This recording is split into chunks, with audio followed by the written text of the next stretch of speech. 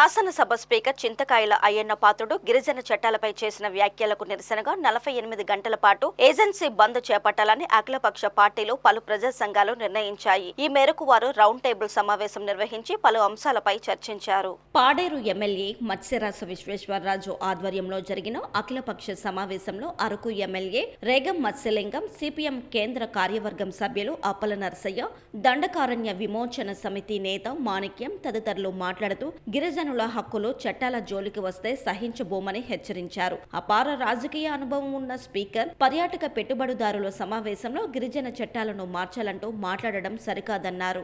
దీనిపై ముఖ్యమంత్రి స్పందించకపోవడం ఏమిటని ప్రశ్నించారు. స్పీకర్ వ్యాఖ్యలకు నిరసనగా ఈ నెల 11, 12 తేదీల్లో 48 గంటల ఏజెన్సీ బంద్ చేపడుతున్నామని, దీనిని అందరూ జయప్రదం చేయాలని కోరారు. పాడేరు శాసనసభ్యుల వారి ఆధ్వర్యంలో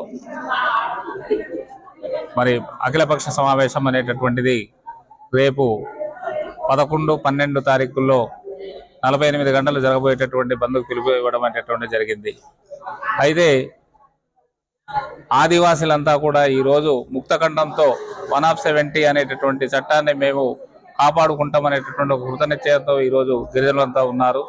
మరి చౌకబారు ఆరోపణలతో లేదా చౌకబారు మాటలతో ఏజెన్సీ ప్రాంతాల్లో ఉండేటటువంటి హక్కుల్ని కానీ చట్టాలని కానీ రూపుమాపేటటువంటి ఎటువంటి నాయకుడినైనా సరే మేము ఎదుర్కోవడానికి సిద్ధంగా ఉన్నామని చెప్పేసి తెలియజేస్తున్నాం.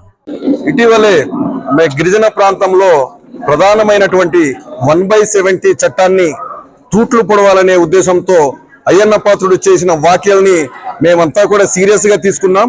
ఈ రోజు పాడేరు వేదికగా అఖిలపక్ష నాయకులు అలాగే ప్రజా సంఘాలతో కలిసి ఈరోజు ఇక్కడ మేము ఒక రూపకల్పన చేయడం జరిగింది.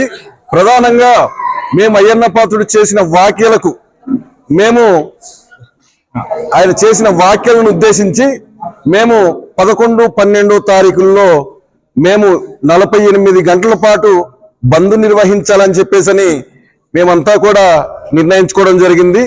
కాబట్టి మేము అన్ని పార్టీల నాయకులు అలాగే అన్ని ప్రజా సంఘాల నాయకులు అందరితో కలుపుకొని ఈ 11, 12 తారీఖుల్లో జరగబోయే ఈ బంద్ని విజయవంతం చేయడానికి ప్రతి ఒక్క ఆదివాసి కూడా ముందుకు రావడానికి సిద్ధంగా ఉన్నారు. ఈ బంద్ని విజయవంతం ఖచ్చితంగా చేస్తాం, అలాగే ఈ చేసినటువంటి వ్యాఖ్యల్ని తిప్పికొడతామని చెప్పేసి కూడా ఈ సందర్భంగా నిర్ణయించడం జరిగింది.